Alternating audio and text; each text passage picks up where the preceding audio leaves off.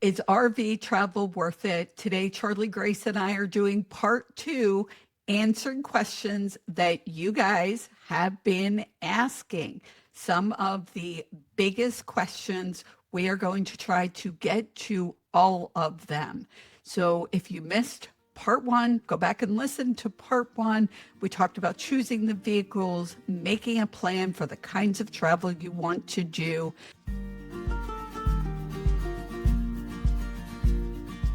Let's jump into, first of all, types of travel. When I say types of travel, so solo traveling, I travel with a partner. Now I'm solo.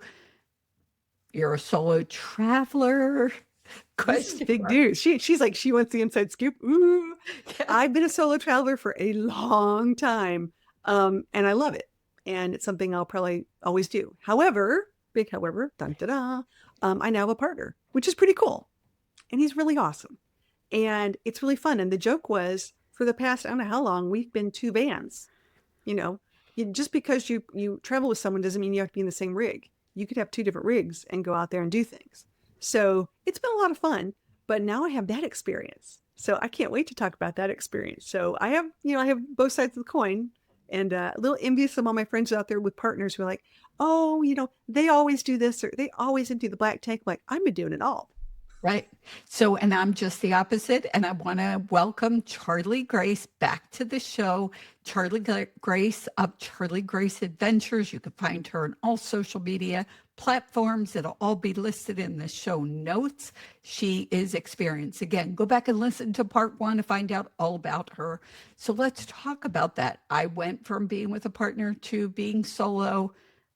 I got to admit, I'm a little scared. I'm a little nervous. No, that's not true. I'm a lot nervous. And I like traveling with someone. I do. But let's talk about, just because you're solo doesn't mean you have to be camping or adventuring by yourself. Okay, so talk about it. First of all, give us the dirt. Traveler for a long time. Tell us about how you met. You guys traveled in your Mm. separate vans. First off, I need to say I wasn't looking. Let me just put that out there right there because this is important. I love to travel. I love to go places and do things. And when you're a solo traveler, one of the best things about being a solo traveler is there's no compromising. You want to leave, you go. You want to go do this, you go do it. So the idea of putting another person or equation into that mix would change things a little bit for me. And I didn't think I was super solo because I travel with a dog. So in my mind, that was a huge help. So Rosie Bell is my dog, and she's pretty awesome, and she's 9 years old now. So it's one of those, she's been with me the whole time pretty much. I had a dog before that who went with me, and it's just been one of those comfort things. So having another animal with you that hears everything that maybe can't hear all the time, to my mind, sort of calm me down for the experience. So traveling with a pet does help with that, and we can talk about that later. But I was somewhere in the United States doing what I normally do and trying to find my tribe because I go to a lot of events. I go to tons of van life events, overlanding events, camping events, things like that. And initially, that was really my goal was, I know there are other people out there like me, but where are they? And how do I find them? And you can go online and you can join groups and you can do this and you can do that, but I want to physically meet them. So I physically met I went to 23 events last year. That was a lot. In a Wow. 52-week year, that's a lot of events. And I met someone, which is interesting. Didn't think anything about it. A month later, there you go. I get a little message and saying, hey, are you still in the area? I'm like, yeah. The next thing you know, we start traveling together and caravanning and doing things. I'm like, you know what, this is a pretty cool, he travels similar to the way I do. He understands the lifestyle and the, limitations and whatnot. And that just turned into something really special. So I'm very excited about it. And I'm going to be unveiling a lot of stuff on YouTube. But a lot of people out there are probably going to be curious to see how this is all going to go down because they know me as being solo. Yeah, I'm curious. So, okay, the message I hear is that we all need to go to your social media, to your YouTube channel to find out the dirt on this. It's almost like a soap opera. This is awesome. Okay, so we'll go check that out. As far as safety goes, that is a big topic, especially traveling as a solo female. So you have a dog that's obviously comfort. Can you give us some quick safety tips as a solo traveler? Really quick. I can go through like five really quick. So, number one, keep your head in a swivel. Listen to your gut. If you feel uncomfortable, you're uncomfortable. Remove yourself from that situation. Get to the comfort level of if your rig is your cocoon and you feel like you've peopled too much, go back. It's okay. You're fine. So, getting to that point, you're going to get to know yourself really, really well. If you start traveling solo, and I'm talking full time, you could do this part time. This doesn't have to be, I've sold the house, I've sold everything, I'm on the road. But being a solo person, there are things and obstacles that you might mentally need to overcome. Going to a restaurant by yourself, going to the movies by yourself, going grocery store shopping by yourself. All of those things are just motivate, it has to get you out there. And I think until you can conquer and perfect some of those, going on the road, things are going to happen. Things are going to break down. You're going to have emergencies. You're going to have a flat tire. You're going to have a flat tire. Oh, I've had two. Oh, yeah.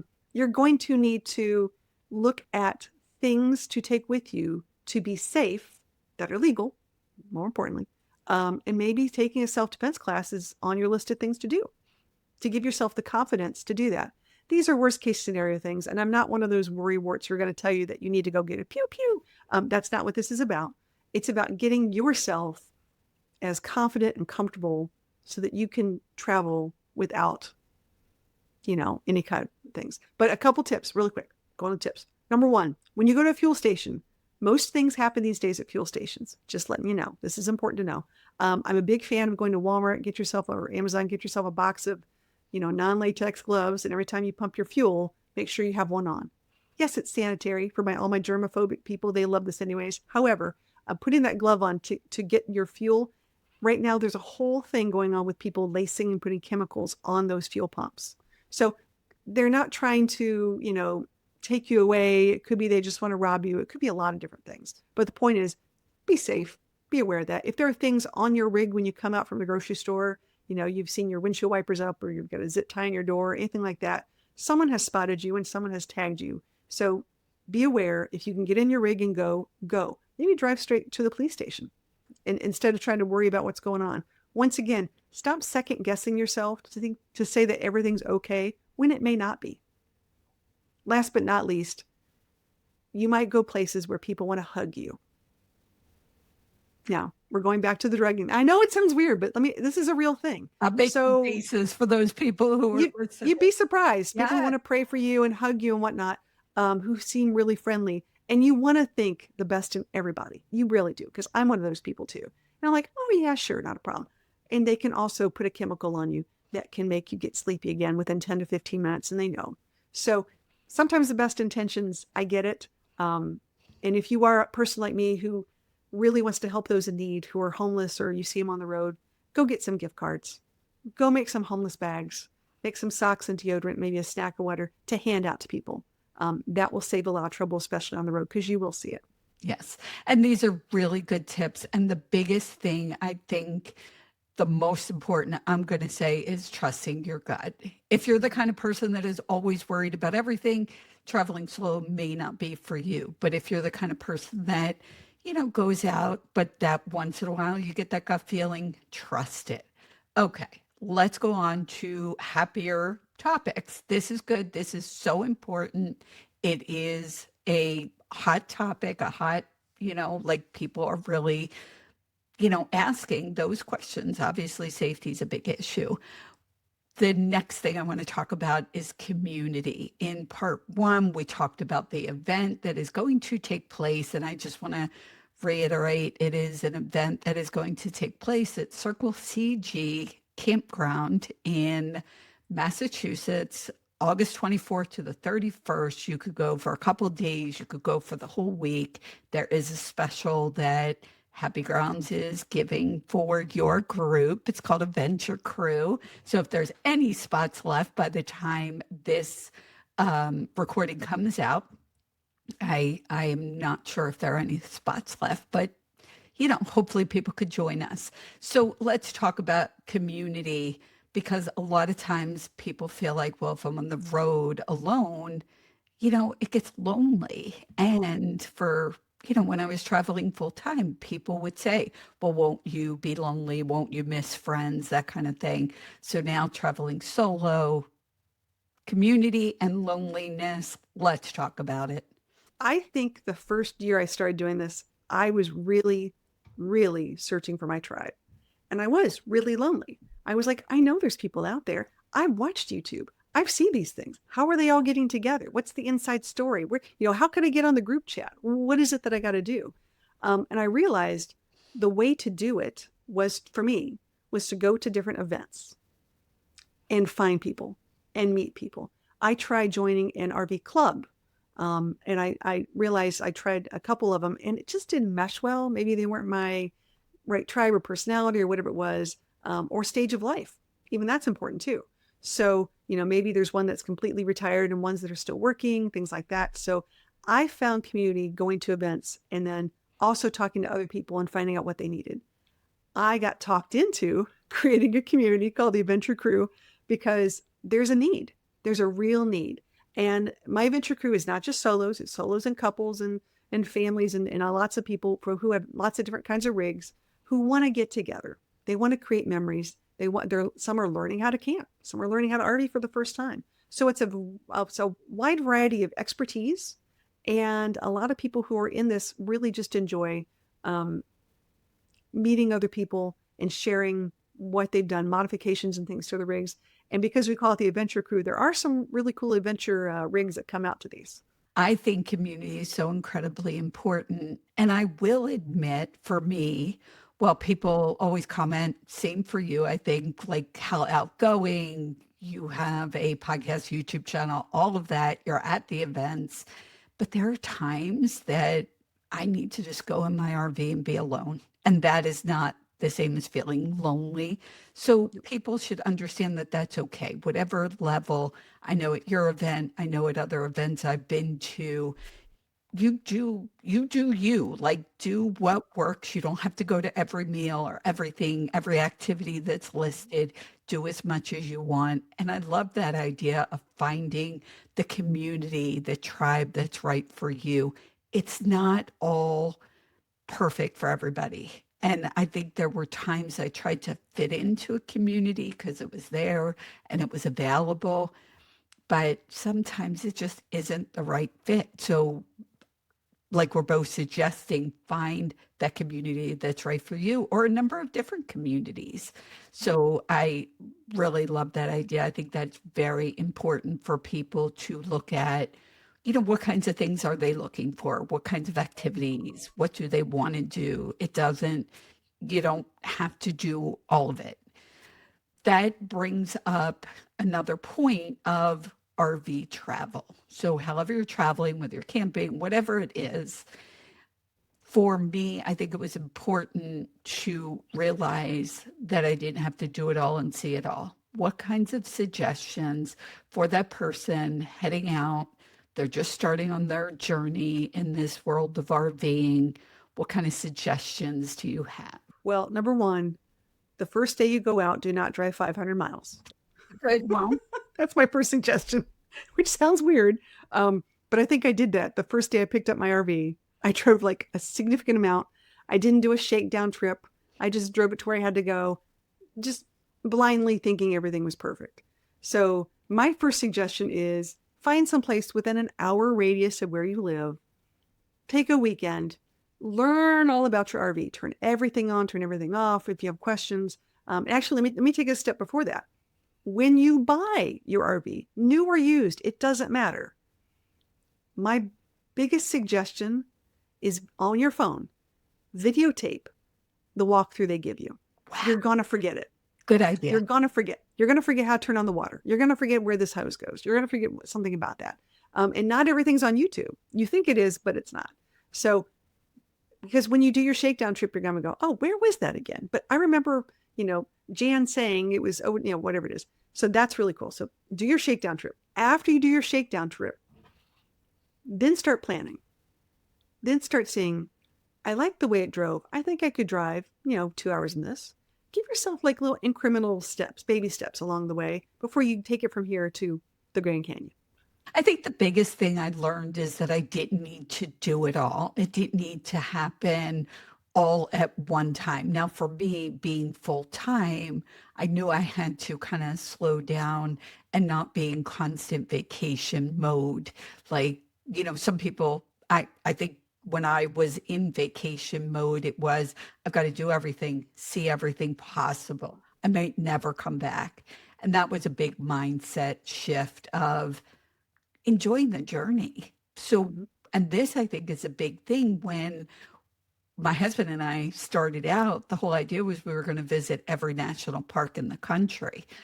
In over 3 years, we never got to one single national park, because what we realized, and people always laugh when I say that, but what we realized was, on that journey, there was something cool to stop and see. And Mhm. those were the hidden gems that is really, for me, what I love about travel.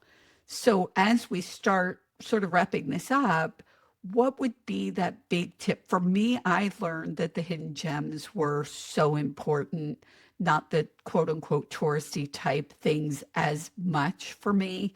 I wanted to know where the locals were going. I wanted to know the restaurants the locals were staying in. I wanted to know where that hidden place was that most people didn't know about. That is something I learned in my travels. What are a couple big things that you learned while traveling that you could share with my audience? Well, travel slow. That's the first thing. I would say, as you mentioned, enjoying the journey is really big. I think I focused for the first 5 years on places over people, and then it shifted to people over places. That's really key. I still have quite a few places I want to go. I'm finally getting to Maine this year. I've never been to Maine. I've been trying to get there for 5 years. I'm going to do it now. In order for me to do that, I have to, make a concerted effort, and I'll be seeing people along the way, but it means I'm not going to other events that I typically would go to. So sometimes you have to put yourself first on this as well and say, okay, I really want to make sure I get to this. And time is of the essence. I know you talked about vacation thought process, and I'm still there. I am still there. I'm thinking I may never come back to Bar Harbor, Maine. Do I need a T-shirt? Do I need to, go on that lobster boat ride or go whale watching? But I also think that's sort of fun, because there are people that try to do this on a significant budget, and sometimes they have to, and sometimes they want to. But you may never come back to Bar Harbor, Maine. And what is the one experience in your travels that you don't want to regret? So my point is, do not live with travel regret. I agree with that. I so agree. And I think about, you said slow down. So it's definitely about also finding that balance, which I think is key with any travel, RV, any of this. Okay. What are your last, and we could go on for 2 more hours. I have ideas for thoughts and questions that we want to get answered. And I'm going to tell people to reach out to either of us and ask those questions that they still have that we can answer, because we might have to do a whole nother episode. So as we start wrapping up part 2 of Answers with Charlie Grace, I'll call it, what what are a couple things that you would say to people as they're on their journey, thinking about taking a journey? What do you feel still needs to be said? Don't put it off. Do it. Go out there.